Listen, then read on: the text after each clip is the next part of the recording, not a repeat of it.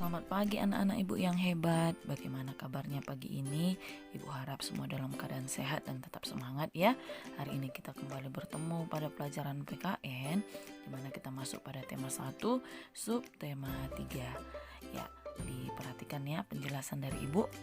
Adapun yang kita bahas pada hari ini yaitu yang pertama tentang kesatuan nilai-nilai yang terkandung dalam Pancasila, dan yang kedua nanti pengambilan keputusan sesuai nilai-nilai Pancasila. Ya, kesatuan utuh nilai-nilai Pancasila, di mana Pancasila diumpamakan sebagai satu paket lengkap yang menopang negara kesatuan Republik Indonesia. Pancasila merupakan satu kesatuan yang bulat dan utuh dari kelima silanya, di mana sila-sila di dalam Pancasila saling menjiwai dan dijiwai. Penerapan nilai-nilai Pancasila harus urut dan tidak boleh diambil sebagian saja.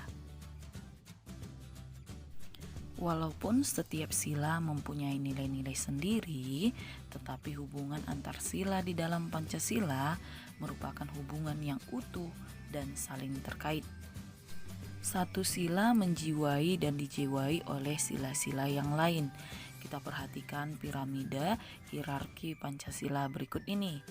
Di bagian bawah ada sila pertama, di atasnya ada sila kedua, di atasnya lagi ada sila ketiga, keempat, dan bagian paling atas ada sila kelima. Piramida ini dapat kita baca sebagai berikut. Bagian bawah meliputi dan menjiwai bagian yang lebih atas. Sebaliknya, bagian atas dijiwai dan diliputi bagian yang lebih bawah. Dengan kata lain, kita bisa mengatakan sebagai berikut ini. Kandungan arti dari sila pertama bisa mencakup keseluruhan dan menjiwai isi keempat sila lainnya. Kandungan arti dari sila kedua menjiwai sila ketiga, keempat, dan kelima serta dijiwai sila pertama. Kandungan arti dari sila ketiga menjiwai sila keempat dan kelima serta dijiwai sila pertama dan kedua. Kandungan arti dari sila keempat menjiwai sila kelima serta dijiwai sila pertama, kedua, dan ketiga. Kandungan arti dari sila kelima dijiwai seluruh sila Pancasila. Beriman dan beribadah kepada Tuhan merupakan pengamalan Pancasila sila pertama. Bisa diamati dalam kesehariannya, orang yang benar-benar beriman kepada Tuhan akan mengamalkan nilai Pancasila lainnya, yaitu berperilaku yang menunjukkan nilai-nilai kemanusiaan, persatuan, demokrasi, dan keadilan atau kesejahteraan. Musyawarah merupakan pengamalan Pancasila sila keempat. Masyarakat melaksanakan musyawarah karena didasari penjiwaan dari sila pertama, kedua, dan ketiga, yaitu nilai keimanan pada Tuhan, kemanusiaan, dan persatuan. Selanjutnya, tindakan tersebut akan bertujuan untuk mencapai terwujudnya sila kelima, yaitu nilai keadilan dan kesejahteraan. Perilaku sehari-hari kita hendaknya dapat mencerminkan nilai-nilai Pancasila, karena Pancasila merupakan pandangan hidup bangsa kita. Ya, di dalam lingkungan rumah, sekolah, ataupun masyarakat sering ditemui permasalahan bersama.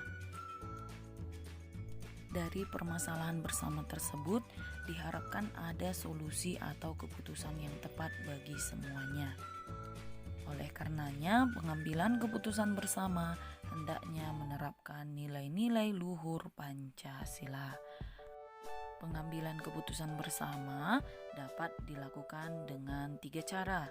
Pertama, musyawarah, kedua, voting, ketiga, aklamasi. Cara pertama yaitu musyawarah. Musyawarah adalah duduk bersama untuk berunding mencapai mufakat dengan mengutamakan kebersamaan. Mufakat adalah kebulatan pendapat dari seluruh peserta rapat. setuju, sependapat, dan seia sekata. Cara yang kedua yaitu voting.